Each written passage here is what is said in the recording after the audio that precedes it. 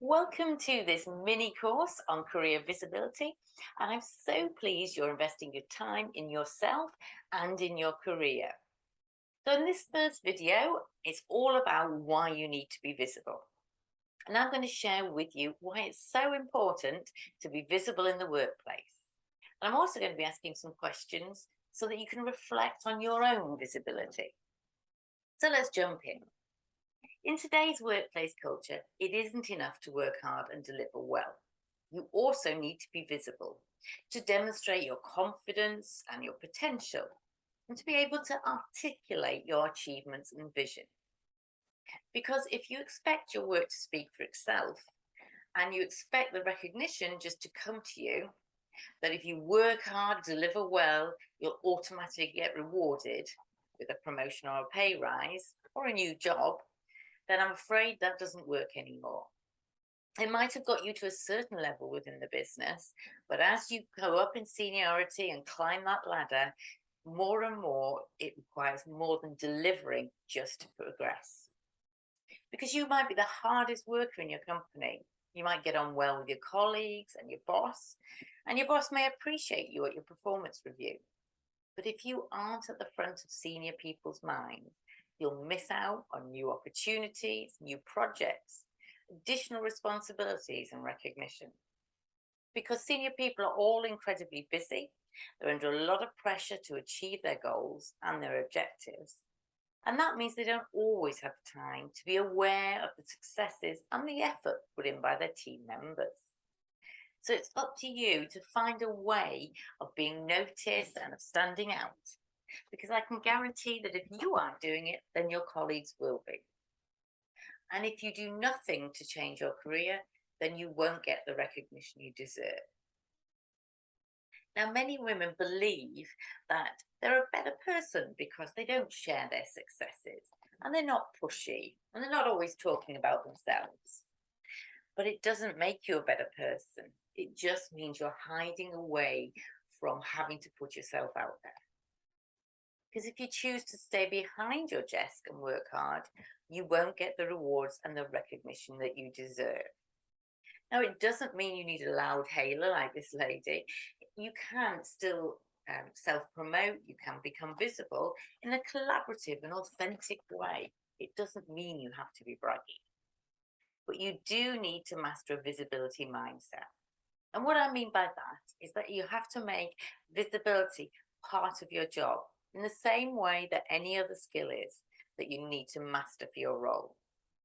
So rather than seeing it as something I'll do when I've got some time and just carry on working hard and doing, you need to master that visibility is a priority in your job, like your other objectives. It's something that you have to deliver as part of the whole role. Otherwise, I'm afraid you're going to be left stuck and frustrated. But once you do master that visibility mindset and you've got yourself to a confident place where you're full of self-belief, and that's the point when your career really starts to fly. And that's what successful career women have done. They don't just sit and deliver well and keep themselves under the radar. They're out there, they're confident, they're visible, and that was what really makes the difference. And you can absolutely do that too. So being visible is easy to understand in principle. But what does it actually mean? Well, ask yourself, do my peers, managers, and senior execs know who I am, what my skills are, what my expertise is, and what I've achieved? The answer is no, then you have a real opportunity to raise your visibility. But career visibility is often talked about as a way to achieve career progression. It's not only for that, it also enables you to have security in your current role.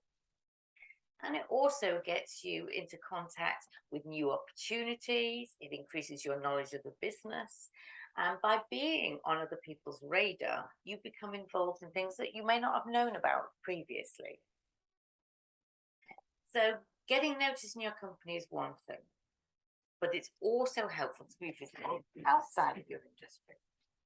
By having a strong reputation or expertise externally, You'll also be aware of new opportunity, the strategic direction of the industry, and who the key movers and shakers are.